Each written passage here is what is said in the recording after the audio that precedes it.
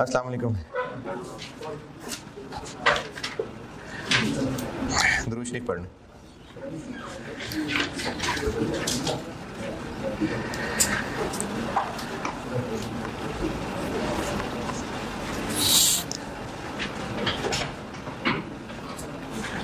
सवाल एक कहा था, अगर नहीं कर सके तो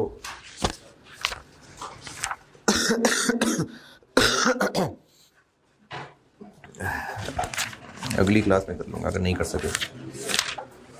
अगर किया है तो बहुत अच्छी बात है, मैं कर लेता हूँ डिस्कस। हाँ जी, किस किसने किया है? 1 2 3 4।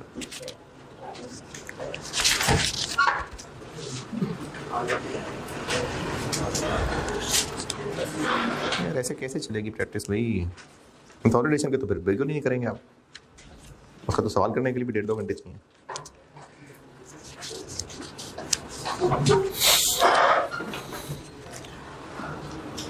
बल्कि अगले हफ्ते तो मंडे ट्यूसडे ऑफ हो जाने। Monday Tuesday 9-10 Muharram Monday Tuesday को।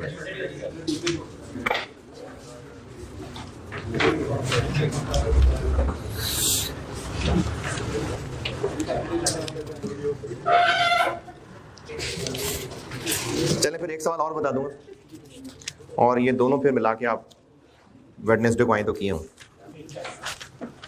ये सवाल ना पेपर में बैठ के होने वाला नहीं था, ये जो अभी आपको देने लगा हूँ। ये बहुत लंबी कैलकुलेशंस का सवाल था, लेकिन प्रैक्टिस के हिसाब से ही सही। और इसमें मेरे आई कैप के सोल्यूशन से इख्तलाफ है। मैंने इसमें अपना बनाया हुआ पीछे, तो आपको मैं बता भी दूंगा मेरा क्या इख्तलाफ है। क्वेश्चन नंबर 2, दिसंबर 16, ये अब एक होमवर्क ऐड हो गया। अब अगली क्लास क्योंकि काफ़ी सारे दिन बाद है, तो दिसंबर 7 और दिसंबर 16 1.3.1 हर चैप्टर के ना 3-3 सेक्शन बनाए हुए मैंने। तो तीसरा section I cap past papers का है, तो 1.3.1 क्वेश्चन नंबर 1 कल कहा था, क्वेश्चन नंबर 2 अब कह रहा हूँ। दिसंबर 2007 कल दिया था, दिसंबर 2016 कह रहा हूँ।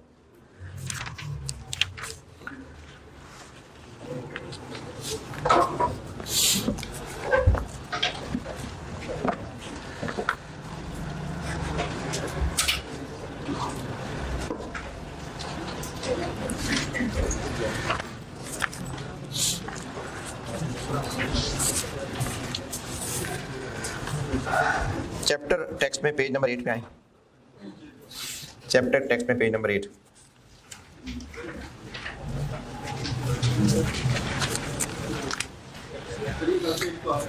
जी जी, सर हमने सेकंड से रिपेयरमेंट के दर कॉर्पोरेट एसेट को क्यों नहीं एलोकेट किया, जबकि एलोकेट हो ही नहीं सकते थे, कैन नॉट बी एलोकेटेड। क्या नहीं है, किसको एलोकेट, क्या एलोकेट नहीं किया? एसेट को हमने एलोकेट क्यों किया, क्योंकि पेमेंट मांगी था स्टेज 1 पे पेमेंट की तरह स्टेज 2 में भी नहीं किया। रिक्वायरमेंट ए पार्ट 1 पार्ट 2 पूछ रहे हो, तो उसमें तो कॉर्पोरेट एसेट्स नहीं हो सकते थे ना एलोकेट। क्या एलोकेट नहीं किया? कॉर्पोरेट एसेट्स को सीजीयूज में क्यों एलोकेट नहीं? हाँ, तो ये सिनेरियो 2 था ना कि कैन नॉट बी एलोकेटेड।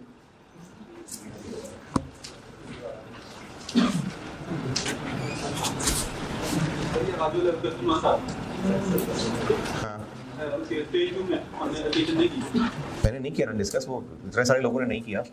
आप उसका पूछ रहे हैं या जो कल क्लास में किया था उसका पूछ रहे हैं? जो कल क्लास में क्वेश्चन किया था दिसंबर 19 वो पूछ रहे हो, वो पूछ लो। दिसंबर 7 मैंने पेंडिंग कर दिया क्योंकि बहुत सारे लोगों ने किया ही नहीं।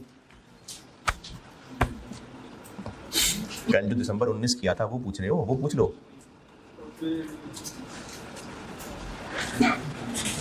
चैप्टर टेक्स्ट में पेज नंबर 8, इसमें जो कॉर्पोरेट एसेट्स की हेडिंग में ये सारा कुछ लिखा हुआ है ना, यही है जो कल आपको समझाया था कि अगर corporate assets can be allocated तो सीजीयू का हिस्सा बना देंगे और फिर नॉर्मल सीजीयू का सवाल बन जाएगा। और अगर कैन नॉट बी एलोकेटेड तो फिर एक बड़ा ग्रुप फाइंड करना पड़ेगा, लेकिन फौरन ही जम करके पूरे बिजनेस में नहीं चले जाना, स्मॉलेस्ट पॉसिबल। जैसे कल वाले सवाल में पीडीसी को मिला के लाहौर कराची के साथ जोड़ा था, फिर हेड ऑफिस के लिए पूरे बिजनेस में गए थे। तो ये इस पॉइंट 2 और पॉइंट 3 में लिखा हुआ। यानी कॉर्पोरेट एसेट्स की आईएस की अंग्रेजी जो मैंने यहाँ लिखी है ये वही है जो मैंने कल सारा कॉर्पोरेट एसेट समझाया है। पेज 8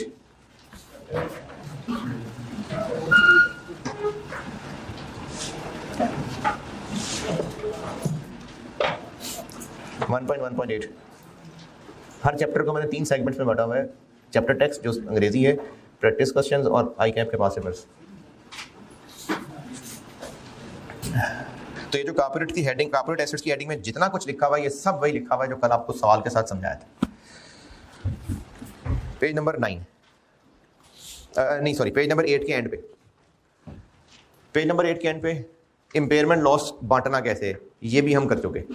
सीजीयू में लॉस कैसे किसको बांटना है, पहले गुडविल को, फिर बाकी एसेट्स को प्रो रेटा बेसिस पे, और बाकी एसेट्स को बांटते हुए लिमिट क्या लगानी है कि अगर किसी भी एसेट के बारे में fair value less cost to sell, value in use दोनों पता है तो उनमें से जो हायर है वो लिमिट है। अच्छा, अगर ग्रुप में 5 एसेट्स हैं और उनमें से 4 पे लिमिट लग गई है, 5 एसेट्स हैं 4 पे लिमिट लग गई है, तो बाकी सारा लॉस उस 5वें को बांटेंगे। और अगर वो 5वें की औकात से ज्यादा लॉस है P&L को तो वैसे भी चार्ज कर रहे हैं। मैंने ये कहा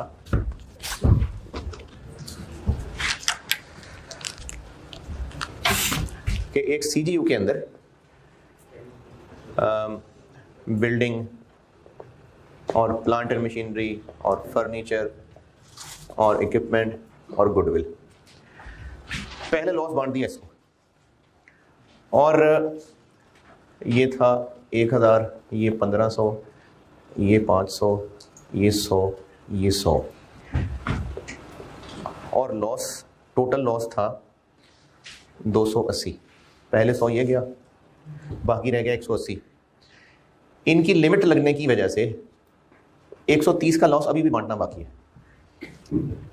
देखें 280 में से 100 गुडविल को गया, बाकी चारों में बांटना था। लिमिट की वजह से 130 का लॉस अभी भी बंटना रह गया है, तो ये सारे इसी को मार दें, बचा तो यही है।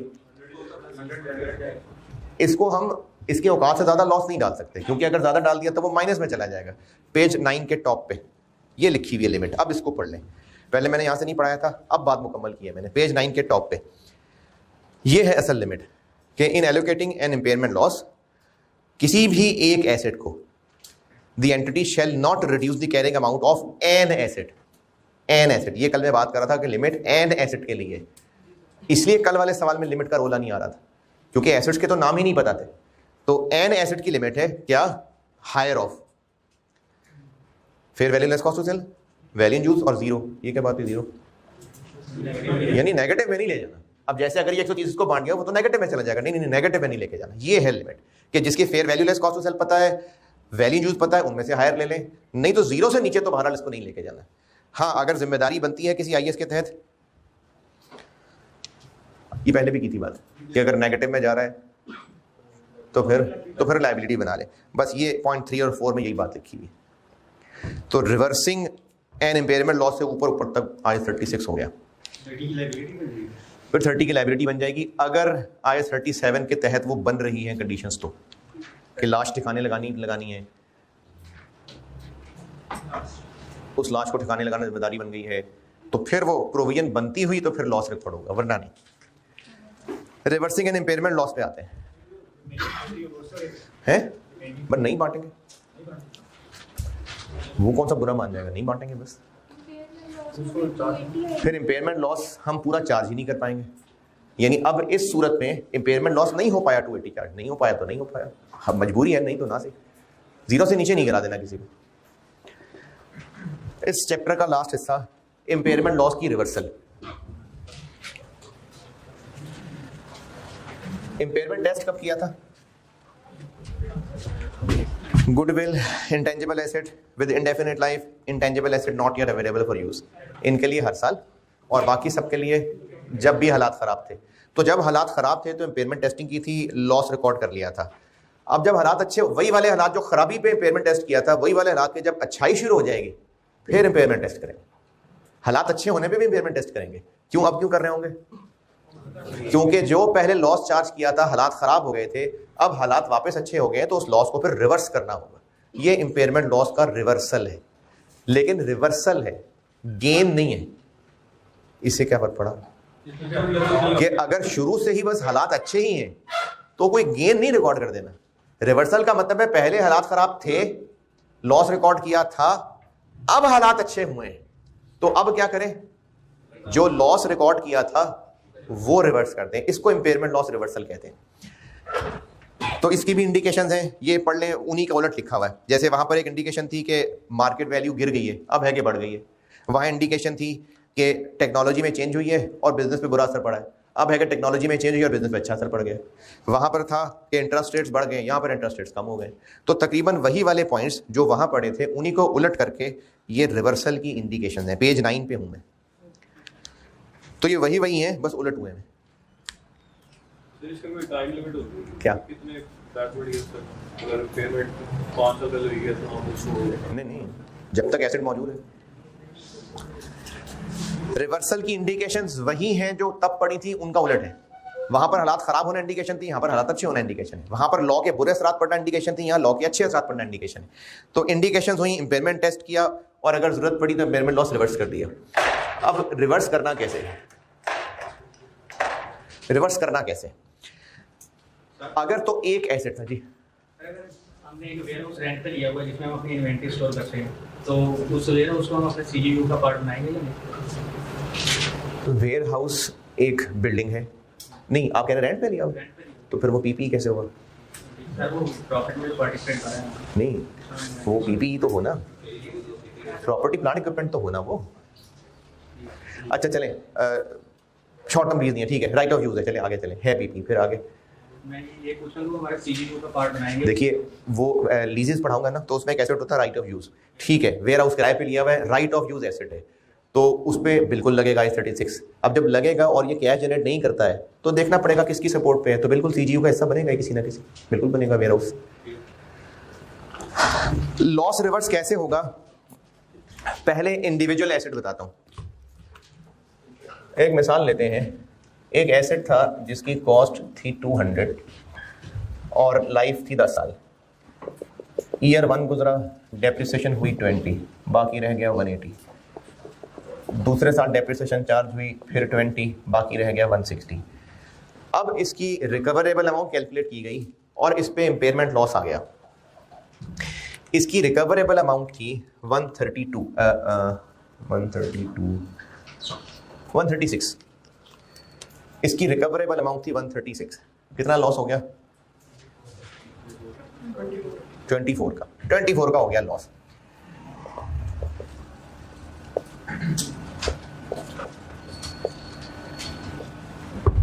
फिर इसको ईयर 3 में डेप्रिशिएट किया, फिर से 20 है, ईयर 3 की डेप्रिशिएशन फिर से 20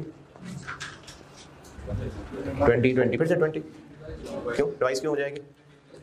वैल्यू इंपेयर हो गया, वैल्यू चेंज हो गई, तो अब इसकी अगले साल होगी डेप्रिसिएशन 136 डिवाइडेड बाय 2 गुजर गए थे, 10 साल लाइफ थी, 2 गुजर गए, 8 रह गए। तीसरे साल की डेप्रिसिएशन 17, बाकी रह गया 119। फिर चौथा साल भी गुजर गया, 17 की डेप्रिसिएशन हो गई, बाकी रह गया 102। फिर हो गए हालात अच्छे और अब रिकवरेबल अमाउंट 150 होगी। जब ईयर 2 के एंड पे इंपेयरमेंट टेस्टिंग हुई थी, ईयर 2 के एंड पे, तो कैरिंग अमाउंट थी 160, रिकवरेबल अमाउंट मैंने कहा 136, तो 24 का लॉस हो गया था। अब मैं कह रहा हूं कि ईयर 4 के एंड पे फिर से इंपेयरमेंट टेस्टिंग की, कैरिंग अमाउंट है 102, रिकवरेबल अमाउंट है 150,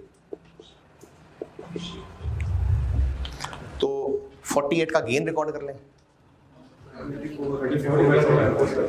जितना लॉस हुआ था बस वो रिवर्स करना है, क्योंकि ये इंपेयरमेंट लॉस रिवर्सल होने लगा है, इंपेयरमेंट गेन नहीं होने लगा, लॉस रिवर्स होने लगा है। तो जितना लॉस हुआ था बस वही रिवर्स होगा। जब लॉस रिवर्स होगा तो उससे फिर एसेट की बुक वैल्यू बढ़ जाएगी। अच्छा, जब हम लॉस इंडिविजुअल एसेट में तो लिमिट का इतना मसला नहीं था। सीजीयू में हम लॉस बांट के जब एसेट को गिरा रहे थे तो एक लिमिट लगा दी थी कि इससे नीचे नहीं जाना। अब जब रिवर्सल होगी तो एक छत बनानी पड़ेगी, इसे ऊपर नहीं वापस ले जाना। जब एसेट दोबारा से इंपेयरमेंट टेस्ट हो और अब की बार रिकवरेबल बढ़ जाए तो इंपेयरमेंट लॉस रिवर्स करना है, उससे एसेट बढ़ेगा, लेकिन इतना नहीं बढ़ा देना, एक लिमिट है उससे ऊपर नहीं जाने देना। वो लिमिट क्या है? वो लिमिट है वो अमाउंट, अगर एसेट इंपेयर ना हुआ होता तो क्या वैल्यू बुक्स में आ रही होती। अब ये एसेट 4 साल जिंदगी गुजार चुका है, अगर एसेट इंपेयर ना हुआ होता तो ये 200 वाला एसेट 20 डेप्रिशिएट करता करता कहां तक पहुंचा होता। ये बात दोबारा सुनिए, जब कभी लॉस हुआ था और बाद में दोबारा से हालात बेहतर हुए तो लॉस रिवर्सल है, लेकिन ये लॉस रिवर्सल है, ये गेन नहीं है। क्या फर्क है दोनों में? यानी एसेट को बढ़ा के 150 तक नहीं ले जाना, बस उतना बढ़ाना है कि पिछला लॉस रिवर्स हो जाए। लेकिन इसकी एक लिमिट लगाई है I36 ने कि एसेट को जब आप बढ़ाएं तो एक छत है उससे ऊपर नहीं लेके जाना। वो छत वो अमाउंट है जो होती अगर एसेट इंपेयर ही ना हुआ होता। तो 200 का एसेट अगर इंपेयर ना हुआ होता, कितनी जिंदगी गुजर गई है? तो ये आज कितना आ रहा होता? 120। 200 का एसेट 20 120 आ रहा होता। तो आप 102 के एसेट को 120 से ऊपर नहीं ले जा सकते, 120 से ऊपर नहीं ले जा सकते। तो 120 तक मैक्सिमम कितनी गुंजाइश है ऊपर उठाने की? 18 का लॉस रिवर्स होगा।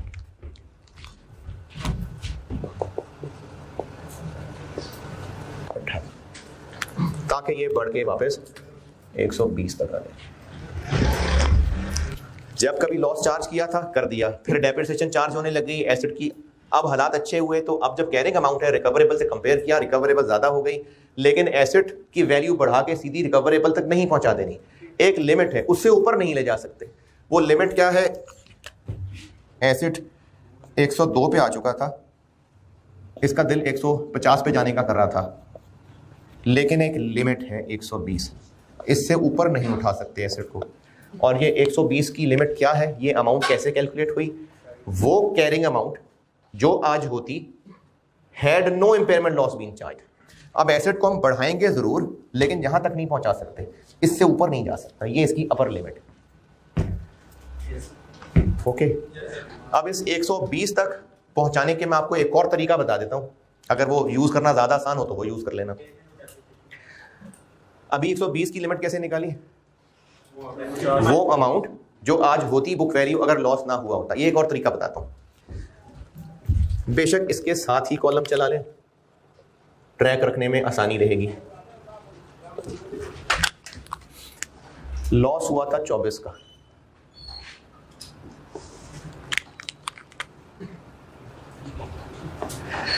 इस लॉस के बाद एसेट की डेप्रिसिएशन गिर गई थी, कितनी? 3। इसको कहेंगे कि एसेट अंडर चार्ज, एसेट की डेप्रिसिएशन अंडर चार्ज होने लग गई थी। किससे कंपेयर करके अंडर चार्ज? पिछले साल से नहीं, कॉस्ट मॉडल के जो डेप्रिसिएशन होती थी अब कंपेयर होके उस 3 कम चार्ज होने लग गई। 3 कैसे निकला? 17 और 20। इसको एक और तरह भी निकाल सकते हैं, जिसकी वजह से मैंने एक कॉलम बनवाया है। इसको 8 पे डिवाइड किया ना, इसको भी 8 पे डिवाइड कर दें। इसको 8 पे किया ना, इसको भी 8 पे कर दें, 3। ये है अंडर चार्ज डेप्रिसिएशन, ये एडजस्ट करते जाएं। अगले साल फिर अंडर चार्ज डेप्रिसिएशन एडजस्ट कर दें, 18। तो ये कॉलम हमें बता देगा कि कितना लॉस रिवर्स करने की गुंजाइश है, कितना लॉस रिवर्स करने की गुंजाइश है, ये कॉलम बता देगा। तो ये कॉलम बता रहा है कि अब आप 18 तक रिवर्स कर सकते हैं, ये हम 18 रिवर्स कर देंगे, 24 नहीं 18। तो जब लॉस चार्ज किया था लॉस चार्ज हो गया, बाद में हालात दोबारा अच्छे हो गए, रिकवरेबल अमाउंट ज्यादा हो गई, तो एसेट की वैल्यू बढ़ा के पूरे रिकवरेबल तक नहीं उठा देनी, एक लिमिट है, इससे ऊपर नहीं लेके जानी। अच्छा, अगर ये रिकवरेबल अमाउंट 125 हुई होती, 115 हुई होती तो 102 बुक वैल्यू है, रिकवरेबल 150 की बजाय 115 तक पहुंची होती तो बस ठीक है, 13 रिवर्स हो जाता, इससे ऊपर नहीं जाना बस। लेकिन अगर रिकवरेबल इससे ऊपर निकल गई है, बस हम इससे ऊपर नहीं ला सकते। और चाहे तो ऐसे कर लें, या फिर मैंने कहा साथ एक लॉस वाला कॉलम चला लें। अब ईयर 5 की डेप्रिसिएशन कैसे कैलकुलेट होगी? 17 चलती रहे, नहीं वैल्यू फिर बदल गई, तो अब इस 120 के पास इतनी जिंदगी रह गई 6 साल ना, 1 2 3 4 साल गुजरे, 6 साल रह गए, तो 120 को 6 पे बांट दें, फिर से देखिए 20 वाला काम चलना शुरू हो गया। ये होती है impairment loss reversal individual asset की।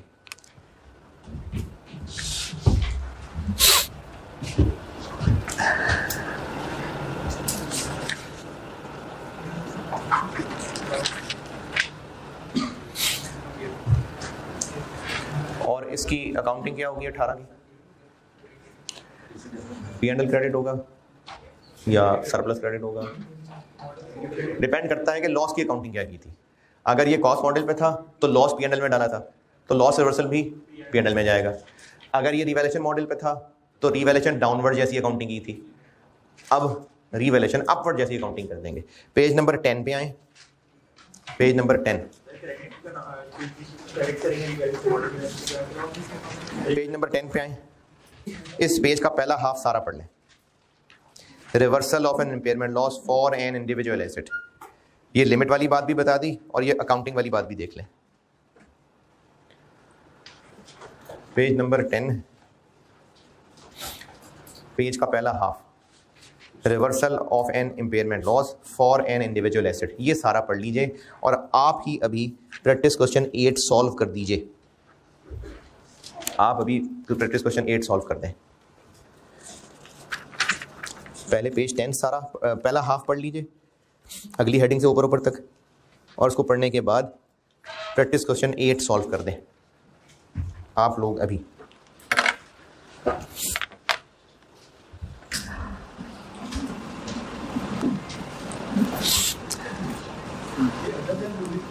है ये उसमें CGU में आके बताता हूँ। इसकी इंक्रीज में हमने एसेट को डेबिट क्यों नहीं किया? डेप्रिसिएशन की एंट्री क्या होती है? हाँ, डेप्रिसिएशन डेबिट और accumulated debit and credit. Asset भी क्रेडिट हो सकता है या लाजमी एक्यूमुलेटेड ही करनी है? होनी तो एक्यूमुलेटेड चाहिए, एसेट भी चल जाता है। इसी तरह से इम्पेयरमेंट लॉस की entry, impairment loss debit, accumulated impairment loss credit, तो जब कल को इम्पेयरमेंट लॉस रिवर्स करना होगा तो इसी एक्यूमुलेटेड को डेबिट करेंगे।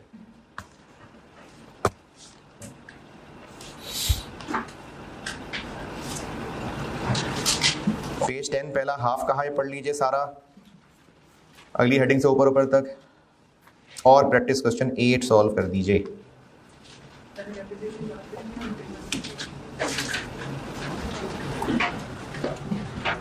अच्छा, ये एक सवाल है, बाकी लोग भी सुनिए कि ये ईयर 2 में इम्पेयरमेंट टेस्टिंग की, तो पहले ईयर 2 की डेप्शन चार्ज करनी है कि पहले इम्पेयरमेंट टेस्टिंग करनी है? डेट पे डिपेंड करता है कि हम किस डेट पे इम्पेयरमेंट टेस्ट कर रहे हैं। इम्पेयरमेंट टेस्ट में रिकवरेबल अमाउंट को किससे कंपेयर करना है? तो जिस दिन की इम्पेयरमेंट टेस्टिंग है पहले उस दिन की कैरिंग अमाउंट तक तो पहुंचे। अगर हम ईयर एंड पे खड़े इम्पेयरमेंट टेस्टिंग कर रहे हैं तो पहले डेप्शन चार्ज होगी, ईयर एंड की बुक वैल्यू निकलेगी, फिर I36 लगेगा। और अगर ईयर मिड में कहीं कर रहे हैं तो पहले 6 महीने की डेप्शन चार्ज होगी, उस दिन की पहले कैरिंग अमाउंट तक पहुंचेंगे तो I36 लगेगा।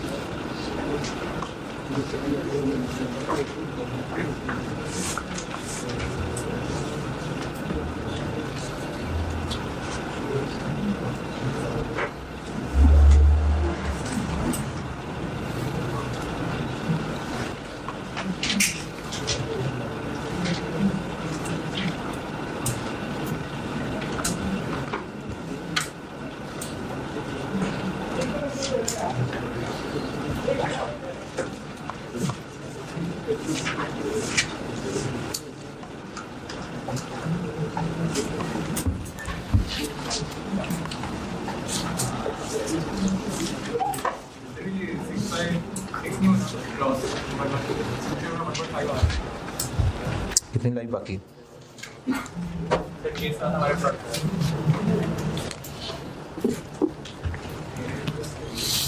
एस्टीमेट में तो चेंज हो गया ना।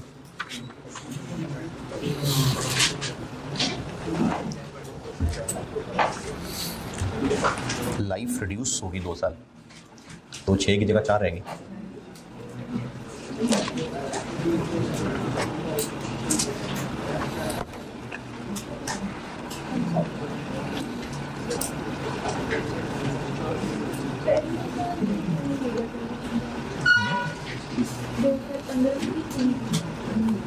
क्या 2015 किधर है? 16 पहला साल है।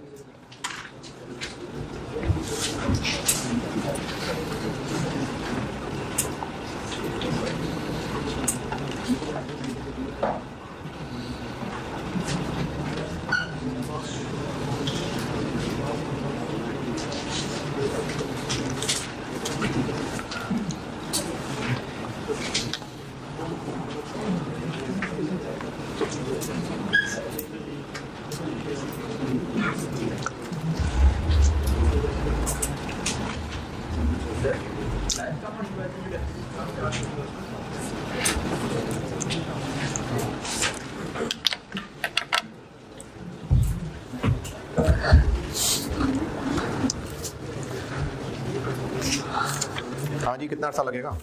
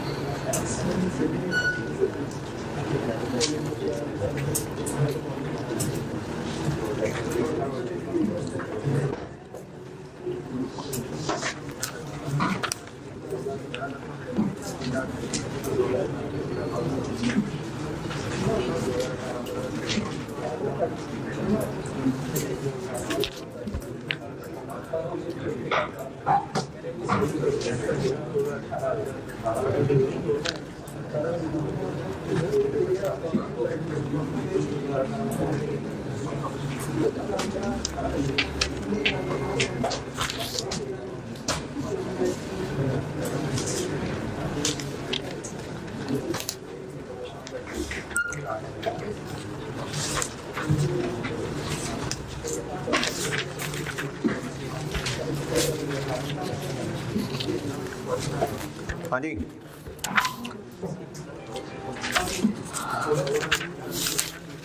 फर्स्ट जुलाई 15 को एसेट खरीदा, मतलब अकाउंटिंग ईयर 16 है, जून ईयर एंड है। 16 की डेप्शन चार्ज हुई, 17 की डेप्शन चार्ज हुई और 30 जून 17 पे पेमेंट टेस्टिंग हुई, तो लॉस आ गया 6 का। इससे कोई इख्तलाफ, इतराज़, परेशानी, तकलीफ, बुरा लगाओ किसी को? 2017 में लॉस आ गया 6 का। उसके बाद ड्यूरिंग 2018 एस्टीमेट हो गया चेंज, तो 2018 की जब डेप्शन कैलकुलेट होगी तो उसकी लाइफ अब रिमेनिंग 6 नहीं 4 रह गई, तो इसलिए 2018 की डेप्शन कैलकुलेट 4 साल के हिसाब से होगी। इसी तरह ये जो मैंने लॉस रिवर्सल का एक और तरीका बताया कि आप लॉस की फिगर चला लें और किससे नेट करते जाएं। ये क्या है? 3 अंडर चार्ज डेप्रिसिएशन, और अंडर चार्ज डेप्शन ऐसे ही निकाली। लॉस कितना चार्ज हुआ था?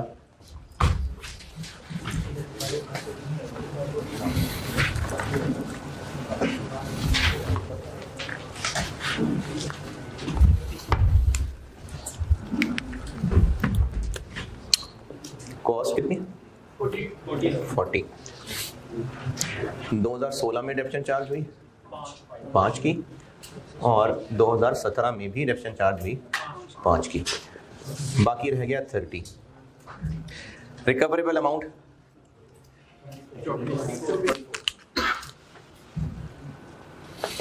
तो इम्पेयरमेंट लॉस चार्ज हो गया 6 का।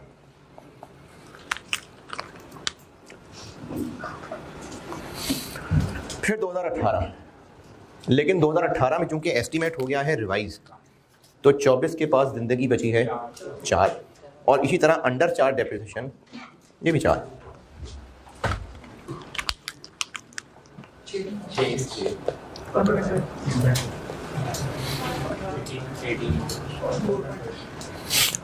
अच्छा, यहां पर अगर किसी को ये एतराज है कि अंडर चार्ज डेप्शन 1 क्यों नहीं है,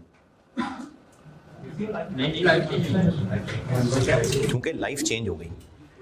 अंडर चार्ज डेप्शन के इम्पेयरमेंट ना होती तो क्या डेप्शन चार्ज होती, और अब कितनी हो रही है, उनका डिफरेंस, इसको अंडर चार्ज डेप्शन कह रहा हूं मैं। एक मैंने ये 1.5 कैसे कैलकुलेट कर दिया, इसको रिमेनिंग पे बांट दिया, ठीक है, बिल्कुल तरीका चलता वैसे सिर्फ स्ट्रेट लाइन में ही है। एक ये तरीका है, और जिनको ये एतराज है कि 6 और 5 का डिफरेंस 1 क्यों नहीं लिया, वो भी बताता हूं। अगर ये एसेट इम्पेयर ना होता तो 40, 35, 30, तो 2018 की डेप्शन कैसे चार्ज होती? 30 डिवाइडेड बाय 4, क्योंकि एस्टीमेट तो बहरहाल रिवाइज हो रहा है लाइफ का। कितनी आती? तो 7.5 आती, जो कि 6 आ रही है, तो 1.5 का ही फर्क है। अब उसके बाद दोबारा इम्पेयरमेंट टेस्ट कब हुआ? 19 में 20 में, तो 19 की डेप्रिसिएशन दोबारा पहुंचाएंगे 6, 1.5, ये रह गया 12, ये रह गया 3, और अब रिकवरेबल कितनी हो गई? तो 12 को बढ़ा के 19 तक ले जाएं। कितना लॉस रिवर्स करने के लिए बचा है? 3, तो बस सिर्फ 3 का लॉस रिवर्स होगा। और अगर ये 7 कॉलम ना चलाएं कोई बात नहीं। लिमिट ये निकालनी बताई थी, ये कैसे निकली लिमिट? वो कैरिंग अमाउंट जो होती अगर इम्पेयरमेंट ना होती, तो अगर इम्पेयरमेंट ना होती 22.5, तो फिर ये एसेट आज 15 का आ रहा होता, तो हम 12 को बढ़ा के मैक्सिमम कहां तक उठा सकते हैं? 15 तक। तो 3 का लॉस है बस जो रिवर्स हो सकता है। तो ऐसे भी कर सकते हैं कि आप इंपेयरमेंट लॉस को नेट ऑफ अंडर चार्ज डेप्शन करते जाएं, रिवर्सल की डेट इसको देख के पता चल जाएगा कितना लॉस रिवर्स हो सकता है। या फिर ऑफिशियल तरीका, अंग्रेजी वाला तरीका कि लिमिट निकालें कैसे, वो कैरिंग अमाउंट जो होती अगर इंपेयरमेंट ना हुई होती तो वो 15 आ रही होती, तो हम लॉस रिवर्स करके एसेट को 15 से ऊपर नहीं लेके जा सकते। ये है इंडिविजुअल एसेट की इंपेयरमेंट की रिवर्सल। इससे रिलेटेड बताइए जो परेशानी तकलीफ है, फिर मैं और आगे चलता हूं। हाँ जी, ओके, चलिए एक और सवाल कराता हूं, ये भी इंडिविजुअल एसेट का ही है। अब मैं एक पुराना पॉइंट जो छोड़ा हुआ था रीस्ट्रक्चरिंग का, वो बताता हूं। 5A पॉइंट नंबर 5A छोड़ा हुआ था मैंने, जब वैल्यू इन यूज के फ्यूचर कैश फ्लो सिखा रहा था ना, तब मैंने एक पॉइंट बताया था कि फ्यूचर कैश फ्लोज में नहीं करने शामिल फ्यूचर की इंप्रूवमेंट्स, यानी एसेट की रिकवरेबल अमाउंट निकलनी चाहिए उसकी अभी की हैसियत के मुताबिक। ये मैं बात कर रहा हूँ पेज 4 की, पेज 1.1.4। जब वैल्यू इन यूज पढ़ा रहा था तो फ्यूचर कैश फ्लोज पे बात चल रही थी, पेज 1.1.4। इसमें यह बात हुई थी कि एसेट की रिकवरेबल अमाउंट पेज के तकरीबन मिड में एसेट की वैल्यू इन यूज उसकी करंट कंडीशन के मुताबिक निकलनी चाहिए, यानी फ्यूचर इंप्रूवमेंट्स को इग्नोर करना चाहिए। और इसमें मैंने आपको पॉइंट ए तब नहीं बताया था, वो अब समझाता हूं। पॉइंट ए ये है कि अगर कोई फ्यूचर की रीस्ट्रक्चरिंग है, रीस्ट्रक्चरिंग कहते हैं जिसमें बिजनेस के अंदर तब्दीलियां हो जानी हो, रिजीम चेंज हो जानी हो बिजनेस की, उसमें एक डिवीजन का बंद होना भी शामिल है, मैनेजमेंट स्ट्रक्चर को ही फारिग कर देना भी शामिल है, कोई ब्रांच बंद कर दी, कोई फैक्ट्री बंद कर दी, 10 मुल्कों में ऑपरेशन से एक मुल्क के ऑपरेशंस बंद कर दिए, इसको रीस्ट्रक्चरिंग कहते हैं। IAS 37 कैफ, ये सीफैप में नहीं है, सीफैप में नहीं पढ़ाना है, पूरी शौक से पढ़ना है, जिसने पढ़ लेना। रीस्ट्रक्चरिंग का मैनेजमेंट ने अगर इरादा कर लिया हो, और सिर्फ इरादा नहीं, बड़ी डिटेल्ड वर्किंग हो चुकी हो और दुनिया वालों को बता भी दिया हो।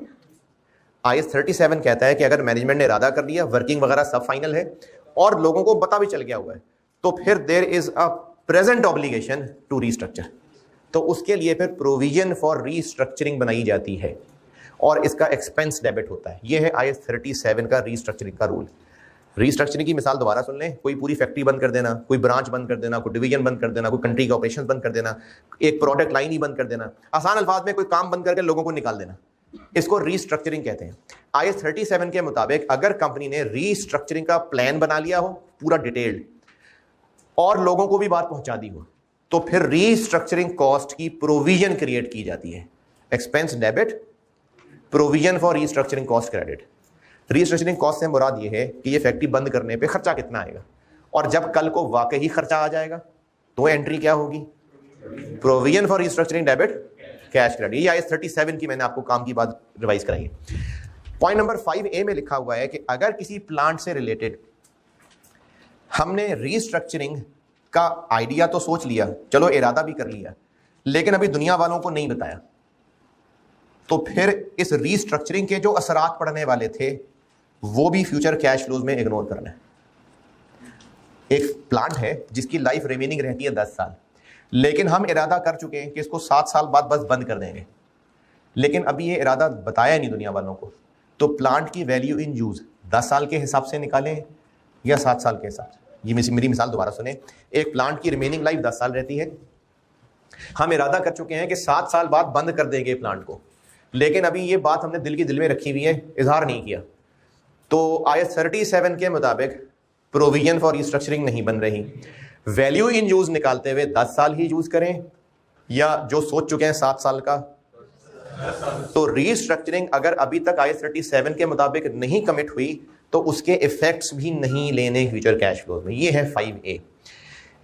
इसकी इलस्ट्रेटिव एग्जांपल है, उसको देखते हुए मैंने एक सवाल बनाया हुआ है, वो सवाल कराता हूं आपको।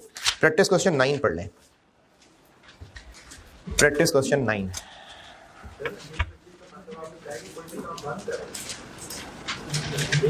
असल में ये नहीं है रिस्ट्रक्चरिंग काम बंद हो रहा हो, ये तो मैंने मिसाल दी है। असल में रिस्ट्रक्चरिंग होती है बिजनेस के मैनर में या बिजनेस के स्कोप में चेंज आ जाना, ये रिस्ट्रक्चरिंग है। इसमें लाजमी नहीं है फैक्ट्री बंद करना, मैनेजमेंट स्ट्रक्चरिंग भी चेंज, मैनेजमेंट स्ट्रक्चर भी चेंज हो सकता है। पहले पूरी मैनेजमेंट का स्ट्रक्चर था कि हर ब्रांच का मैनेजर होता था, अब वो सारी लेयर फारिग कर दी, अब डिवीजन मैनेजर बना दिया। तो मैनेजमेंट का स्ट्रक्चर हो जाना, चेंज हो जाना भी रिस्ट्रक्चरिंग है। उसके बुरे असरात भी पड़ सकते हैं, अच्छे असरात भी पड़ सकते हैं। नहीं नहीं नहीं नहीं, अगर हम रिस्ट्रक्चरिंग करेंगे तो लोग तो डेफिनेटली निकलेंगे नौकरी से।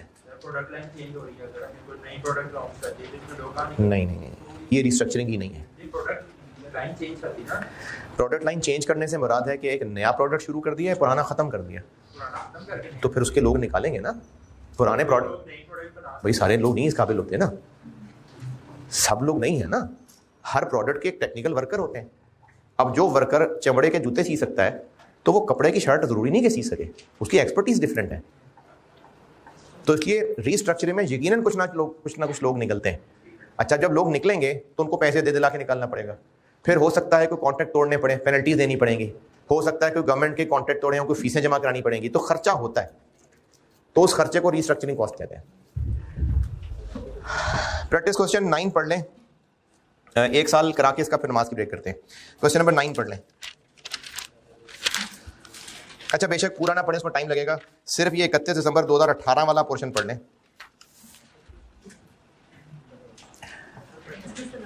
जी जी, प्रैक्टिस क्वेश्चन 9।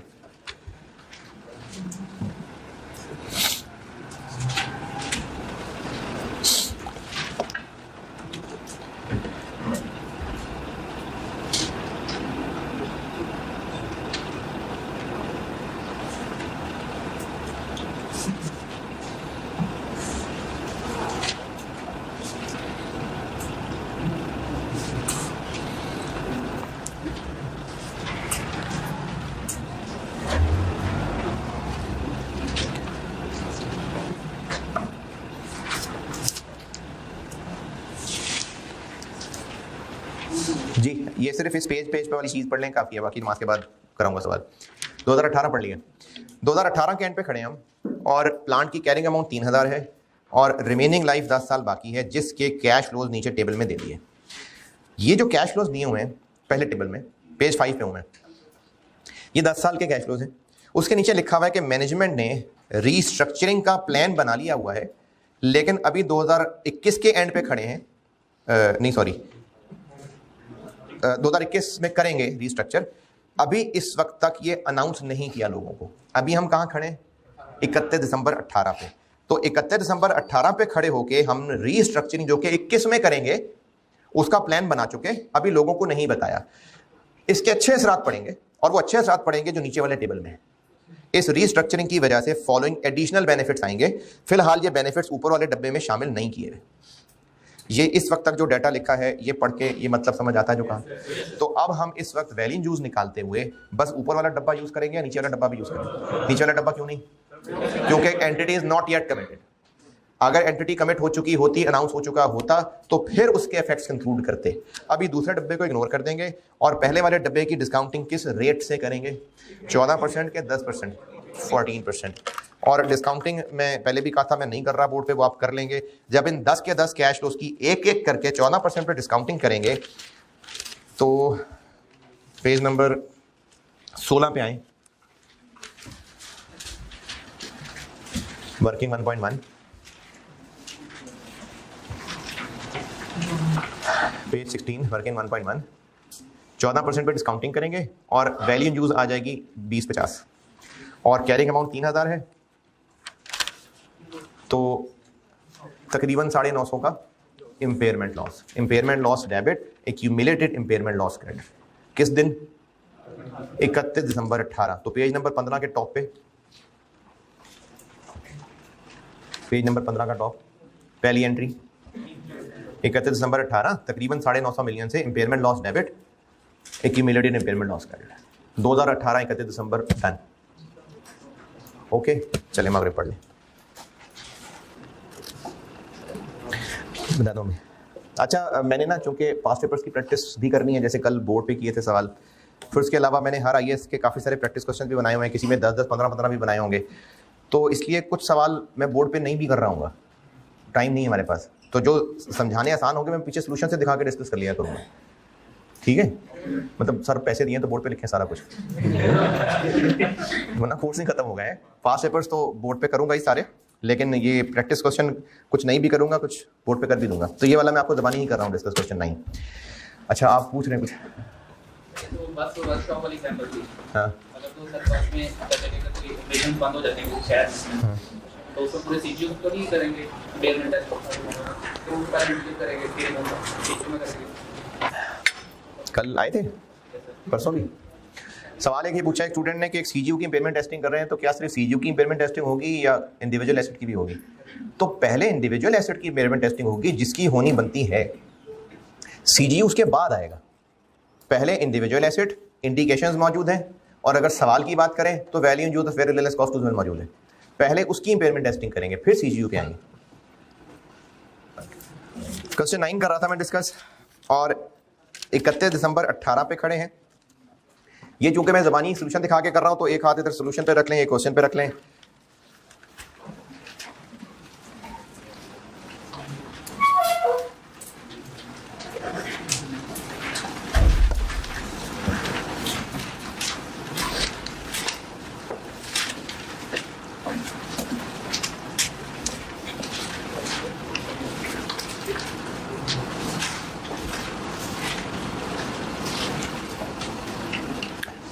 ठीक है ना, अभी सोल्यूशन से दिखा के डिस्कस, कोई इतराज तकलीफ तो नहीं किसी को। क्वेश्चन नंबर 9 कर रहा हूं, 2018 कर लिया था अभी नमाज से पहले। 31 दिसंबर 18 रिकवरेबल अमाउंट 10 साल की डिस्काउंटिंग करके निकाली, पेज नंबर 16 पे वो निकली 2050, और पेज नंबर 15 के एंड पे वर्किंग 1, ये मैंने वही एसेट का कॉलम और लॉस का कॉलम जो अभी इधर बोर्ड पे दिखाया था वो चला लिया। तो 31 दिसंबर 18 पे खड़े हैं, इम्पेयरमेंट लॉस चार्ज कर दिया, पेज नंबर 15 टॉप पे, पेज नंबर 15 टॉप पे पहली एंट्री कर दी, 2018 हो गया। सवाल पे आए वापस, पेज नंबर 6, 2019 आया और कोई ज़रूरत लग नहीं रही रिकवरेबल निकालने की, तो बस कुछ भी ना करें, एक साल गुजरेगा डेप्शन चार्ज हो जाएगी। पेज 15 वर्किंग 1, डेप्रिसिएशन चार्ज कर ली, 10 साल लाइफ बाकी थी, तो अब जो इम्पेयरमेंट लॉस के बाद बाकी 2050 बच गया था, पेज नंबर 15 एंड पे वर्किंग 1, जो 2050 बच गया था उसको 10 साल पे बांट दिया, डेप्शन चार्ज हो गई, 2019 की डेप्शन चार्ज हो गई। इसी पेज के ऊपर दूसरी एंट्री, डेप्शन डेबिट, एक्यूमुलेटेड डेप्शन क्रेडिट, ठीक है, साथ साथ 2019 भी हो गया। सवाल पे वापस, 2020 आ गया, 31 दिसंबर 20 पे खड़े हैं, और अब हमने दुनिया वालों को बता दिया ABC became committed to restructuring, इसलिए आयत 37 के मुताबिक रीस्ट्रक्चरिंग की प्रोविजन बना ली गई, और इसके लिए जो रीस्ट्रक्चरिंग कॉस्ट का अंदाजा है वो कह रहे हैं वही है जो 2018 में सोचा था, यानी 100 मिलियन। तो 31 दिसंबर 20 पे IS 37 100 मिलियन की रीस्ट्रक्चरिंग कॉस्ट की प्रोविजन बना ली। सोल्यूशन में तीसरी एंट्री, चौथी,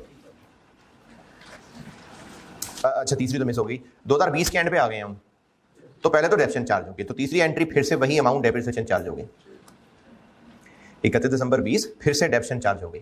चौथी एंट्री रीस्ट्रक्चरिंग कॉस्ट की प्रोविजन बना ली। 2019 में कहा है कि रिकवरेबल अमाउंट निकालने की जरूरत नहीं लग रही, कोई इंडिकेशन नहीं है, सब सही है, तो बस डेप्रिसिएशन करके आगे बढ़ गए थे। 2019 में नहीं, इम्पेयरमेंट लॉस की जरूरत नहीं है, तो हम कैसे कह सकते हैं? तो इसलिए हम कह रहे हैं बस इम्पेयरमेंट टेस्ट की जरूरत नहीं है, नहीं थी इंडिकेशंस, इम्पेयरमेंट टेस्ट की जरूरत नहीं, हाँ ये भी हो सकता है। यानी वही जो पीछे फिगर बताई थी वही है, किसको तो निकालते हैं ना वैल्यू यूज, अभी 2020 पे ही हूँ मैं, डेप्रिसिएशन चार्ज की, प्रोविजन फॉर रिस्ट्रक्चरिंग बनाई, बस अब निकालने लगे वैल्यू यूज, किसका निकालने लगे ना, वैल्यू यूज निकालने लगे। 31 दिसंबर 20 पे खड़े हैं, डेप्रिसिएशन चार्ज कर ली, IS 37 रीस्ट्रक्चरिंग कॉस्ट की प्रोविजन रिकॉर्ड कर ली, और चूंकि अब रीस्ट्रक्चरिंग की कमिटमेंट हो गई है, तो अब हमें वैल्यू यूज निकालते हुए उसके इफेक्ट शामिल करने पड़ेंगे। ठीक है, 5A ने कहा था कि जब तक कमिटमेंट नहीं है तब तक उसके इफेक्ट्स छोड़ दें। अब हो गई है हमारी कमिटमेंट 31 दिसंबर 20 पे खड़े होके, तो इसलिए अब जब वैल्यू यूज निकलेगी तो वो दोनों डब्बों के कैश फ्लोज को मिला के निकलेगी। देखिए पेज 16 पे वर्किंग 1.2, ये मैंने दोनों डब्बों के कैश फ्लो मिला लिए।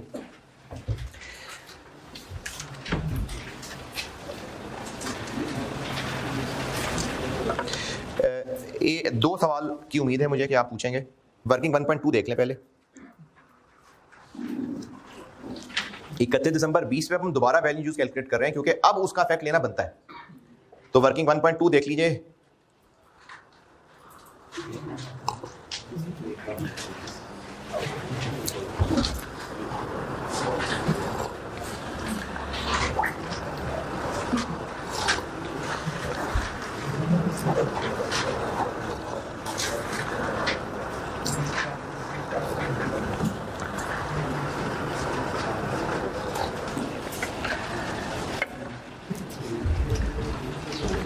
हाँ जी, कुछ नहीं पूछना? नहीं यार, इंटरेस्ट इंटरेस्ट कहाँ से आ गया? ये लायबिलिटी बढ़ेगी ना हमारी। क्यों बढ़ेगी? डिस्काउंटिंग तो नहीं की, रीस्ट्रक्चरिंग कॉस्ट की प्रोविजन की डिस्काउंटिंग तो नहीं की, अगले साल उड़ा देना इसको। डिसमेंटलिंग कॉस्ट की प्रोविजन, रीस्ट्रक्चरिंग कॉस्ट की प्रोविजन, 2 अलग अलग चीजें होती हैं। अगले साल 2021 में हमने रीस्ट्रक्चरिंग 2021 में कर देनी है, तब ये 100 खर्च हो जाना है। ये डिसमेंटलिंग कॉस्ट की प्रोविजन नहीं, डिसमेंटलिंग कॉस्ट तो प्लांट उखाड़ना होता है पता नहीं कब, ये तो रीस्ट्रक्चरिंग कॉस्ट है जो अगले साल 2021 में कर देनी है। तो इसकी तो नहीं डिस्काउंटिंग करी थी, तो पूरे 100 मिलियन की प्रोविजन बनाई थी। वर्किंग 1.2 में कुछ नहीं पूछना, 100 का। हाँ जी,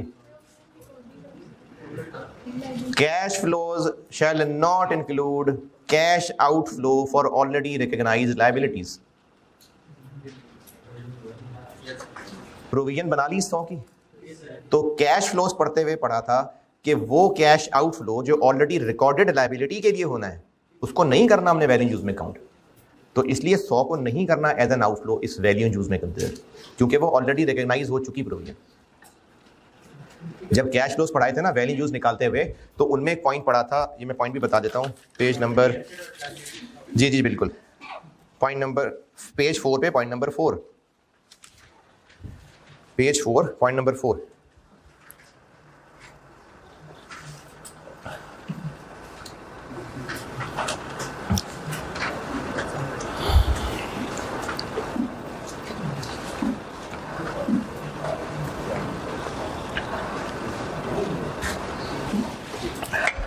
अच्छा, अब आपको 2-3 दिन हो ही गए बुक यूज करते हुए, ये तकरीबन हर चैप्टर में ऐसे ही होगा। मैंने 3 सेक्शन बनाए हुए, चैप्टर 1 पढ़ा रहा हूँ, तो एक सेक्शन मैंने बनाया हुआ है जिसमें मैं IAS पढ़ा रहा हूँ, एक में मैंने प्रैक्टिस क्वेश्चन रखे हुए हैं, एक में पास्ट पेपर रखे हुए हैं। तब आपको फिर ये प्रैक्टिस हो जाएगी कि जब मैं आपको कह रहा हूँ मैंने नोट्स में लिखा हुआ है फलाने पेज पे आए तो वो इसके पेजेस नंबर चल रहे हैं, प्रैक्टिस क्वेश्चन पे आए तो उसके पेज नंबर बोल रहा हूँ, पास्ट पेपर बोल रहा हूँ तो उसके पेज नंबर बोल रहा हूँ। तो मैं अभी इस वक्त आपको नोट्स के पेज नंबर 4 पे कह रहा हूँ, पॉइंट नंबर 4। ये जब पढ़ाया था तो यहाँ हम ये बात पढ़ चुके हैं कि टू अवॉइड डबल काउंटिंग, जो ऑलरेडी बुक्स में एसेट रिकॉर्ड हो चुका डेटर इन्वेंट्री, जो ऑलरेडी लायबिलिटी रिकॉर्ड हो चुकी प्रोविजंस क्रेडिटर्स, उनके कैश फ्लोज नहीं करने वैल्यू यूज में कंसिडर, इसलिए 100 को एज एन आउटफ्लो नहीं दिखाया 2021 में।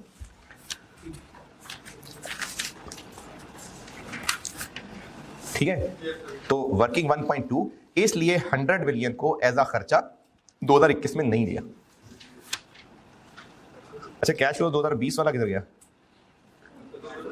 हम 2020 के एंड पे तो खड़े, तो फ्यूचर कैश फ्लो तो 21-22 से चलना है। ठीक है जी, वर्किंग 1.2 दोबारा वैल्यू यूज कैलकुलेट की, पिछले पेज पे वर्किंग 1 पे आए, page and page number 15, impairment loss reverse कर दिया और सारा का सारा ही रिवर्स कर दिया जितना भी इंक्रीज हो रहा था, क्योंकि अभी भी गुंजाइश मौजूद है। साथ वाला लॉस कॉलम चलाया हुआ है, वो बता रहा है कि 759 तक रिवर्स करने की गुंजाइश है, तो हमें बस 520 रिवर्स करने की जरूरत पड़ रही है। 520 तो 520 कर दिया रिवर्स। ऊपर एंट्रीज में देख लें, third last entry impairment loss reverse कर दिया। 31 दिसंबर 20 तक बताएं को मसला था।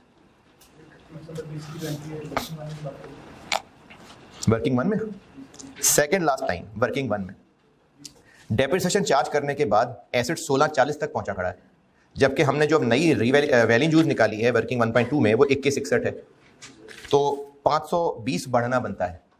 और साथ वाला कॉलम बता रहा है कि लॉस रिवर्सल तैयार है 759 के लिए, लिमिट के अंदर है, तो बेफिक्र होकर लॉस रिवर्स करें। अगर रिकवरेबल अमाउंट 2161 की बजाय 3161 हो जाती तो हम बस सिर्फ 759 रिवर्स करते हैं। 31 दिसंबर 20 नहीं बस खुशी बस अच्छा है सब। 2020 हो गया, 2021 में आके क्या हुआ? 2021 में ये हुआ कि रीस्ट्रक्चरिंग एक्चुअली हो गई और मजीद रिकवरेबल की जरूरत नहीं रही।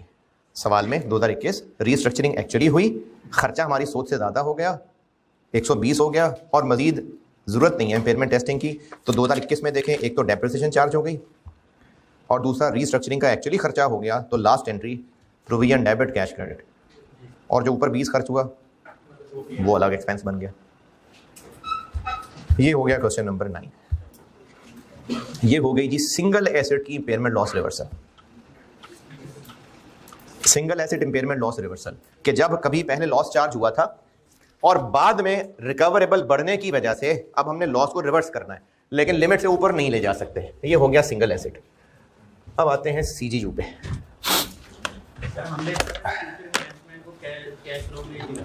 जी नहीं, फ्यूचर इन्हेंसमेंट का मतलब है प्लांट में। अच्छा सवाल बाकियों से बाकियों को सवाल शेयर कर लूँ।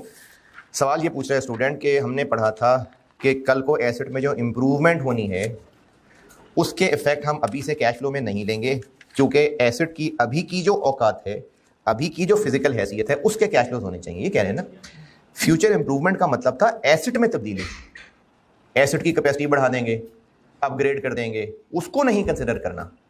रीस्ट्रक्चरिंग से एसेट नहीं फिजिकली चेंज हो रहा, बिजनेस का स्ट्रक्चर बदला, सारा मैनेजमेंट का स्ट्रक्चर चेंज कर दिया, उससे बिजनेस पे अच्छा असर पड़ा, नई मार्केट्स एक्सप्लोर की नए डिवीजन मैनेजर ने, सेल बढ़नी शुरू हो जाएंगी उससे, तो कैश इनफ्लोज उसकी वजह से बढ़ गए। एसेट में फिजिकल चेंज नहीं हुई।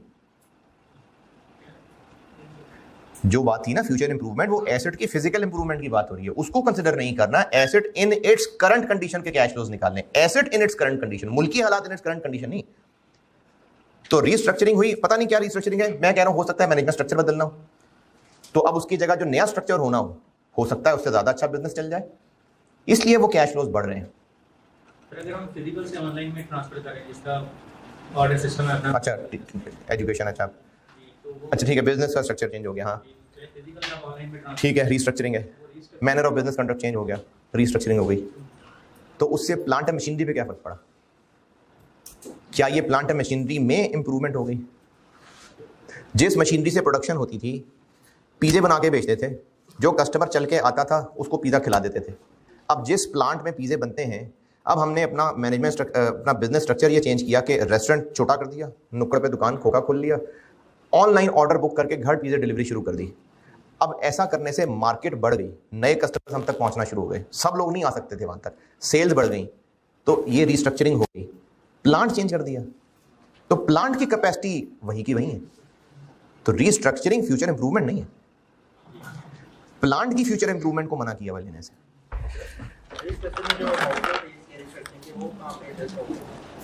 कौन से आउटपुट? सर ये जो रीस्ट्रक्चरिंग का आउटपुट एक्सपेंस जो बनना था, हाँ एंट्री कर दी ना, एक्सपेंस बना दिया उसको, रीस्ट्रक्चरिंग कॉस्ट 100 पहले बनाया, 20 और बना दिया। अभी तो बताया यार, जो 100 का आउटफ्लो है ना है, तो बस वही है, और कौन सा आउटफ्लो है? वो तो साल गुजरा, असल रिजल्ट आया तो पता चला ना। हमें 2020 में थोड़ी पता था 2021 में 120 हो जाना है। 2020 में खड़े हो गए, नहीं आगे वो बनाई थी। हाँ बिल्कुल। 31 दिसंबर 2020 restructuring cost debit, provision for restructuring cost credit कर ली 31 दिसंबर 2020। क्यों ना करते? I-37 कह रहा है ना कि कमिटमेंट होगी तो करनी पड़ेगी ना एंट्री। एक मिनट रीस्ट्रक्चरिंग की एंट्री की क्योंकि IAS 37 के मुताबिक बन गई प्रोविजन, तो क्यों ना करते? सर अगर हम IAS 36 के मुताबिक कर रहे हैं, नहीं ये दोनों नाम थोड़ी है कि दोनों को एक साथ नहीं चला सकते। IAS 36 इम्पेयरमेंट टेस्टिंग है, IAS 37 के अपनी मसाइल हैं। अब IAS 37 के मुताबिक अगर वो provision for restructuring cost recognise करनी बनती है तो की हमने 31 दिसंबर 20 पे एंट्री, चूंकि वो एंट्री कर ली, अब IAS 36 के मुताबिक कैश फ्लोज में नहीं ले सकते उस 100 का आउटफ्लो। तो फिर हमारा ये इम्पेयरमेंट टेस्टिंग गलत हो जाएगी। क्यों गलत हो जाएगी भाई? इनको ज्यादा आ रहे हैं, आउटफ्लो शो ही कर रहे हैं, तो सारी इम्पेयरमेंट तो मेरे तो उस आउटफ्लो को हम ऑलरेडी एक्सपेंस बना के लायबिलिटी क्रेडिट कर चुके हैं ना। आप उसका इफेक्ट क्या चाह रहे हैं? आउटफ्लो शो करें, उससे वैल्यू इन यूज कम आएगी, इंपेयरमेंट लॉस होगा, तो 100 को डाल तो दिया expense, restructuring cost debit provision for restructuring credit, फिर से हम दोबारा एक्सपेंस बनाएं इसको, तो इसलिए उस आउटफ्लो को नहीं कंसिडर करेंगे। And result same in what sense? अगर हम प्रोविजन लास्ट में जाके कैश क्रेडिट करते हैं 120 का प्रोविजन डेबिट करके, अच्छा कैश क्रेडिट कर दिया, अच्छा, पीएनएल में चला गया। प्रोविजन डेबिट करने से पहले सर पीएनएल में तो पहले चला गया ना जब हमने प्रोविजन। चल क्लास के बाद इसको मजीद ब्रेक क्लास के बाद या ब्रेक में कर लेते हैं। आप पूछें। अच्छा अभी ना, नहीं ठहरो, अभी मैं एक और अगली ब्रेक दूंगा ना, उसमें मुझे पूछ लेना। अगर मुझे लगा ना कि आम आवाम से शेयर करने वाला है तो मैं कैमरा ऑन करके फिर आवाम से शेयर भी करूंगा और जवाब भी दूंगा, वरना आपको सीढ़ियों पे जवाब अलग से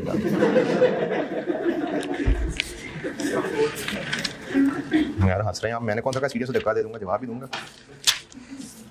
क्वेश्चन 9 डन। अब मैं पढ़ाने लगा हूं कि इंपेयरमेंट लॉस अगर CGU में चार्ज हुआ था और CGU के हालात अच्छे हो गए तो फिर लॉस को रिवर्स कैसे करेंगे। पहले लॉस को एलोकेट किया था, लॉस निकला CGU का था, एलोकेट एसेट्स में किया था, तो अब लॉस रिवर्स भी पूरे CGU का होगा, उस लॉस रिवर्सल को भी एलोकेट करना पड़ेगा। सबसे पहले गुडविल को क्यों शिकार करते हैं लॉस चार्ज करते हुए? कोई तुक समझ आती हो? मैंने कहा लॉस बांटते हुए सबसे पहले गुडविल को क्यों मारते हैं? हाँ, तो अगर हमारी इंपेयरमेंट टेस्टिंग हो रही है, बिजनेस इसका मतलब उतना अच्छा नहीं चल सकेगा, तो सबसे पहले नाम ही डाउन होना है, इसलिए गुडविल को हम उड़ा देते हैं। और ये वो गुडविल है जो सब्सिडरी खरीद के कंसोलिडेशन में आई थी, या हमारा अपना बचपन से अच्छा नाम है? तो हमारा अपना अच्छा नाम किधर गया? इंटरनली जनरेटेड गुडविल बुक्स में नहीं होती है, तो ये वो है जो सब्सिडरी को खरीद के अच्छा नाम लिया था, लेकिन बिजनेस डाउन हुआ, इंपेयरमेंट टेस्टिंग हुई, इसलिए गुडविल उड़ा दी। कल को हालात फिर दोबारा अच्छे हो जाएंगे, तो इस हालात दोबारा अच्छे होने में अब हमारी मेहनत है या वो एस को जो खरीदा था वो असरात चल रहे हैं? अब ये हमारी मेहनत है, अब फिर से नहीं गुडविल बढ़ाना शुरू कर देंगे। तो गुडविल जो पहले इंपेयरमेंट लॉस करके कम कर दी थी, हालात अच्छे होने पे गुडविल का लॉस तो रिवर्स नहीं होगा। ये तो असूल तय है कि गुडविल का इंपेयरमेंट लॉस रिवर्स नहीं करना। अब रह गए CGU के बाकी एसेट्स, तो जिस तरह पहले उनको प्रोपोर्शनेट बांटा था लॉस, तो वैसे ही लॉस रिवर्सल अब उनको प्रोपोर्शनेटली बांट देंगे। लेकिन लॉस बांटते बांटते उनकी लिमिट थी कि इस अमाउंट से नीचे नहीं जाने देना, तो अब लॉस रिवर्सल बांटते बांटते लिमिट है कि एसेट को इससे ऊपर नहीं जाने देना। और वो लिमिट क्या है? मैं इस वक्त पेज नंबर 10 पे हूं, नोट्स में पेज नंबर 10, चैप्टर टेक्स्ट में page number 10, remaining half page का, reversing and impairment loss for a CGU। Point number 1, reversal को बांट देंगे एसेट्स में एक्सेप्ट फॉर गुडविल, गुडविल को नहीं लॉस रिवर्स करना। और इस लॉस रिवर्सल हर एक एसेट की अकाउंटिंग वही होगी जो इंडिविजुअल एसेट की थी। Last point, second last point, point number 3, जब लॉस का रिवर्सल एलोकेट हो रहा होगा तो एसेट्स को बढ़ाते बढ़ाते इस छत से ऊपर नहीं ले जाना। क्या? अगर उसकी रिकवरेबल अमाउंट पता है तो, एंड वो कैरिंग अमाउंट जो होती अगर इंपेयरमेंट चार्ज ना हुई होती, इनमें से जो भी लोअर है उससे ऊपर नहीं जाने देना। जब लॉस चार्ज कर रहे थे, लॉस तो एसेट को हम कम कर रहे थे, अब एसेट को कैरिंग अमाउंट जहां खड़ी थी उससे हम कम कर रहे थे, तो एक जमीन आ गई थी कि fair value less cost to sell, value in use, इनमें से हायर जब लॉस चार्ज कर रहे थे तो एसेट को गिराएं, इनमें से हायर से नीचे नहीं जाने देना। इन अदर वर्ड्स, इनमें से किसी से नीचे नहीं जाने देना। अगर ये 10 है, ये 11 है, तो 11 से नीचे नहीं जाने देना, यानी इससे भी नीचे नहीं जाने देना। और अब जब लॉस रिवर्स करने लगे तो एक छत बना दी रिकवरेबल अमाउंट अगर पता है तो, और वो कैरिंग अमाउंट जो होती, इनमें से लोअर से ऊपर नहीं जाने देना, यानी किसी से ऊपर नहीं जाने देना, इनमें से हायर से नीचे नहीं जाने देना, यानी किसी से नीचे नहीं जाने देना, इनमें से लोअर से ऊपर नहीं जाने देना, यानी किसी से ऊपर नहीं जाने देना। हाँ जी, यानी यहां पर ये कहा था कि ये बताओ इससे काम चल जाएगा, ये बताओ इससे काम चल जाएगा, तो यहां पर उन दोनों को मिला के रिकवरेबल अमाउंट कह दी कि इनमें से किसी से ऊपर नहीं जाने देना। तो ये लॉस रिवर्सल की लिमिट है, और जो रिवर्स नहीं हो सका लिमिट लगने की वजह से, जैसे जो लॉस नहीं चार्ज हो सका था लिमिट की वजह से, वो बाकियों को बढ़ता था, तो अब जो लॉस रिवर्स नहीं हो सका लिमिट की वजह से, वो बाकियों को बढ़ेगा। ये पेज नंबर 3 पे लिखा हुआ है सारा। जी जी, जो होती है अगर इम्पेयरमेंट लॉस ना होता। ये आप पेज 10 पे ये सारी अंग्रेजी पढ़ लें, फिर मैं इसका सवाल आपको सिखाता हूँ, और बस फिर I-36 बहुत है। पेज नंबर 10 जो रिमेनिंग हाफ है पेज का, ये सारी अंग्रेजी पढ़ लें।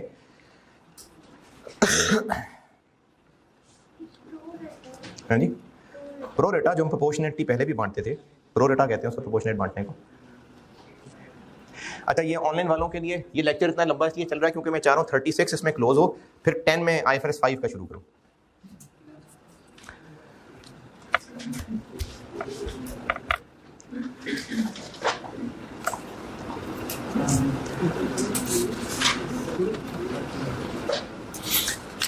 जी, पेज 10 लोअर हाफ पेज सारा पढ़ लिखा है।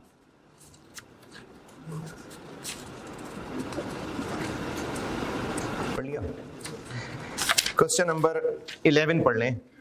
आधा सॉल्यूशन से ज़बानी बताऊंगा और एक जो मेन बड़ी वर्किंग है वो बोर्ड पे समझा दूंगा। क्वेश्चन नंबर 11, क्वेश्चन 11 पढ़ लीजिए। एक वर्किंग बोर्ड पे कर दूंगा, बाकी पीछे सॉल्यूशन से बता दूंगा।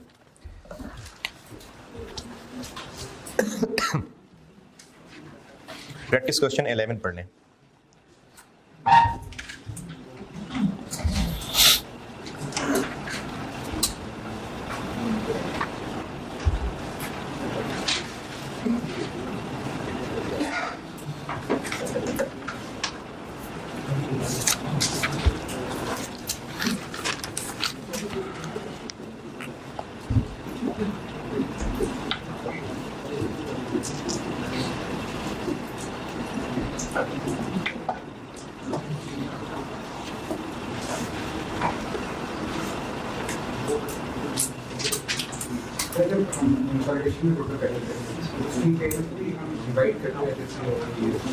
बिल्कुल भी नहीं,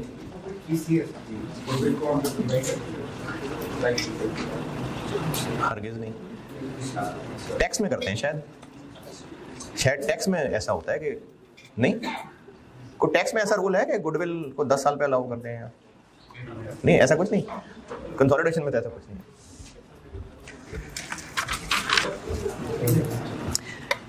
30 जून 18 पे CGU की कैरिंग अमाउंट दी हुई है और ये 6 एसेट CGU के अंदर आ रहे हैं, और 30 जून 18 पे ही रिकवरेबल अमाउंट दी हुई है। पेज 18 पे आए, पेज 18।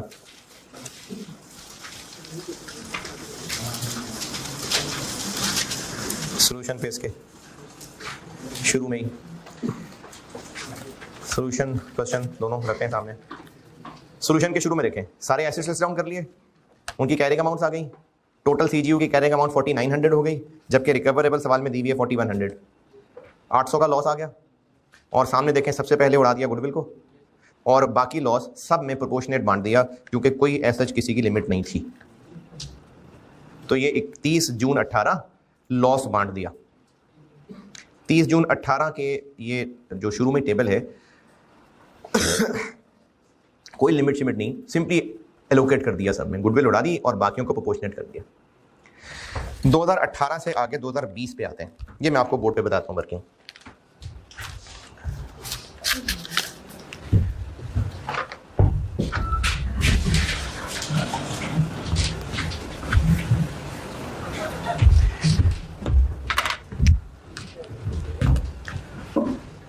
30 जून 20 पे आ गए।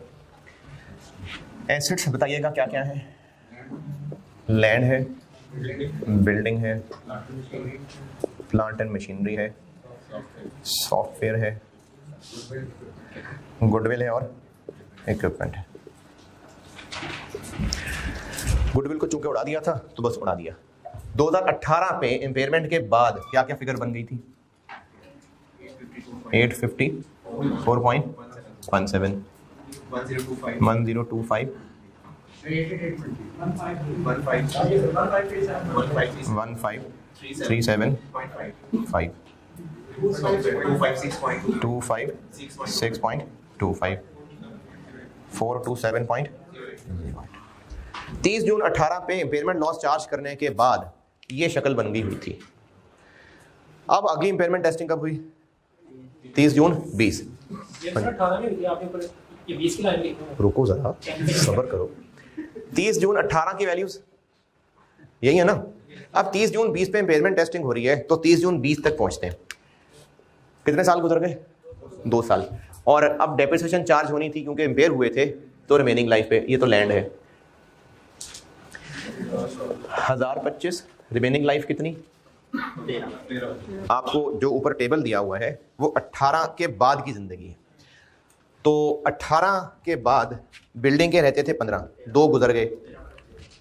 नहीं 2/15 ना, 2 गुजर गए ना। 15 रहते थे, 2 गुजर गए।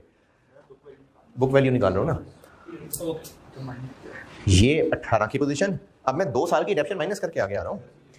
इसी तरह प्लांट एंड मशीनरी, इसकी लाइफ थी तो 2 गुजर गए। सॉफ्टवेयर 2/4 और इक्विपमेंट 2/5। लैंड यही है, building 888.33, plant and machinery 1230 point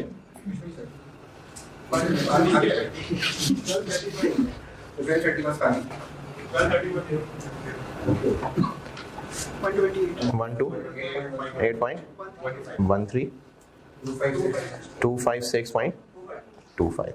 ये 31 जून 20 की अब कैरिंग अमाउंट्स है और पूरे सीजीयू की कैरिंग अमाउंट हो गई 3356.88। ये पूरे सीजीयू की इस वक्त कैरिंग अमाउंट की सिचुएशन है 30 जून 20 की। 30 जून 20 पे रिकवरेबल अमाउंट कितनी?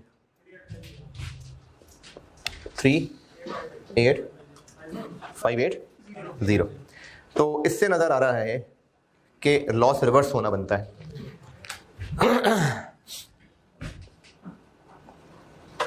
लॉस रिवर्सल जो कि होना चाह रहा है 493.12, इतना लॉस रिवर्स होना चाह रहा है। अब इसको रिवर्स करने के लिए गुडविल तो नहीं होगी रिवर्स, बाकियों को प्रोपोर्शनेटली बांट देंगे। लेकिन जब बाकियों को प्रोपोर्शनेटली बांटेंगे तो लिमिट नजर जरूर आए हमें। इनकी लिमिट्स देखते हैं।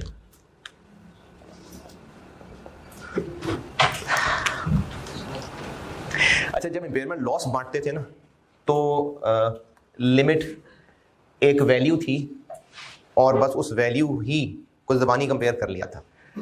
अब मैं उसका एक और तरीका बताता हूँ, अगर आपको ये आसान लगे तो आप वहाँ भी ये काम कर सकते हैं।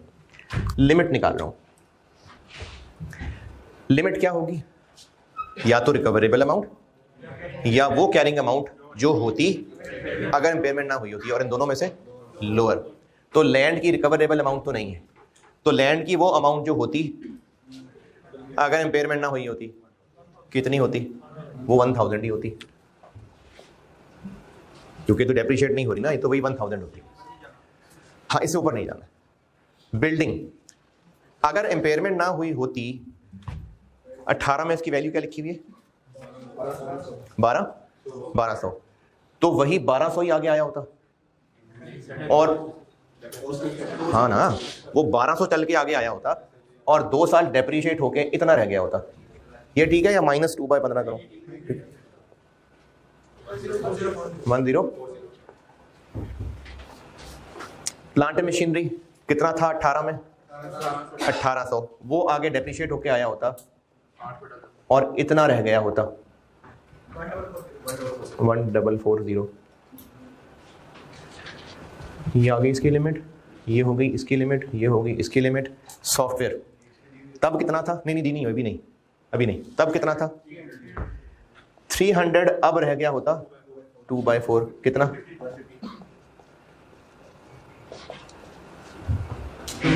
ये लिमिट है लोअर ऑफ रिकवरेबल अमाउंट, और वो कैरिंग अमाउंट जो होती है अगर इंपेयरमेंट ना हुई होती। तो ये नहीं, ये लिमिट है। ठीक है। और लास्ट इक्विपमेंट 500 था और लाइफ थी इसकी 5, तो ये इतना रह गया होता। ये इसकी लिमिट है।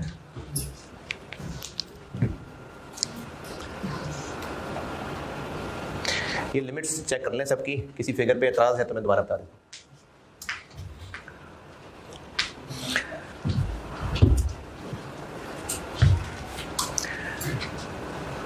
अच्छा, तब लॉस बांटते हुए मैं जी बीच कह रहा था, तब हम ज़बानी देखते थे। अगर आप ये अमाउंट लिखना चाहें तो आप लिख सकते हैं। मैक्सिमम रिवर्सल कितनी अलाउड है?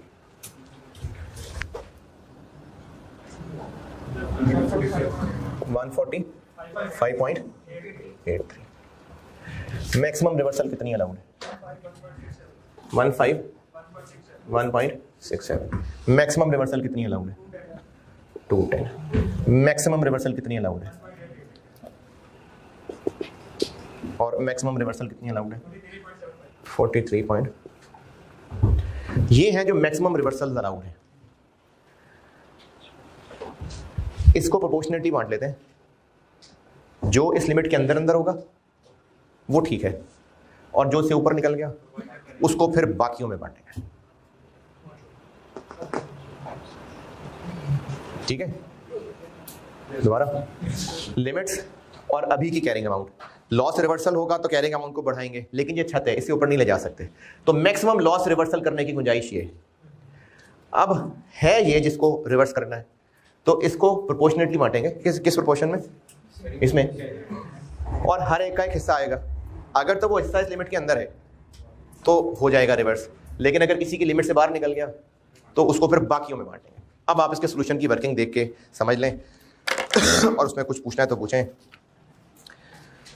Solution page number 18, page number 19। ये सारी कैलकुलेशन देख लीजिए।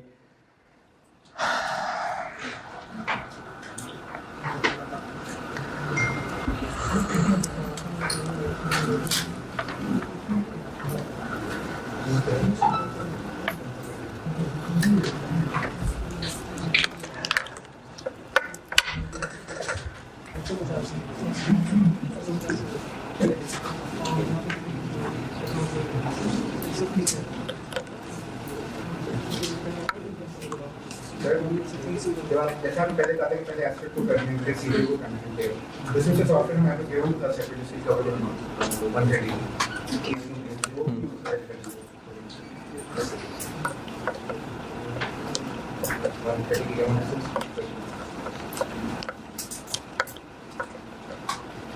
अच्छा, आप कह रहे हैं कि इसको पहले ही हम रिवर्स कर देते। बिल्कुल ठीक है। मैंने जब पहले भी सवाल कराया था तो कहा था पहले जो इंडिविजुअल एसेट है उसको कंपेयर करें, फिर सीजीयू पे आए। फिर ये भी कहा था कि अगर हम कंबाइन भी कर लें तो भी एंड रिजल्ट वही निकलेगा। तो यही बात अभी कर रहा हूँ। अगर आप सॉफ्टवेयर को पहले अलग से रिवर्स करना चाहें कर दें, चाहे तो अभी बीच में ही हो जाएगा, तो वो हो जाएगा इसके अंदर रिवर्स। नहीं सॉरी, सही नहीं कहा मैंने। हमने रिकवरेबल तक नहीं बढ़ा देना ना, ऐसे ही। आप कह रहे हैं कि सॉफ्टवेयर की रिकवरेबल पता है तो सॉफ्टवेयर को वैसे ही 130 तक बढ़ा देते। नहीं ना बढ़ाना सारी रिकवरेबल तक। एक लिमिट है ना, लिमिट है कि वो कैरिंग अमाउंट जो होती अगर इंपेयरमेंट ना होती, वो लिमिट है ना। तो इसलिए ऐसे ही नहीं इसको 130 तक बढ़ा देंगे।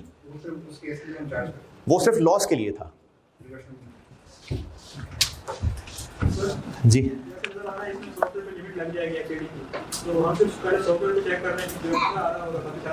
अच्छा, ये नज़र कैसे आ रहा है? हाँ, आप ऐसा कर सकते हैं कि आप वर्किंग 2 शुरू करने से ही पहले सीधा सिर्फ सॉफ्टवेयर का हिस्सा निकाल के देख लें, और अगर वही ज़्यादा आ रहा है तो आप नोट लिख दें कि सॉफ्टवेयर की लिमिट एक्सीड हो रही है, इसलिए अब हम इसको ऐसे एलोकेट करने लगे, तो वो ऊपर वाले टेबल की बजाय सीधा एक ही टेबल बन जाएगा। ठीक है, बिल्कुल। यानी आप पहले ही जिनकी लिमिट है पहले वो लिमिट लगा के देख लें, पहले ही उसकी लिमिट चेक कर लें। कर सकते हैं ऐसा, बिल्कुल कर सकते हैं। हाँ जी, सोल्यूशन पेज 18-19 कहाँ है, वर्किंग देख लें।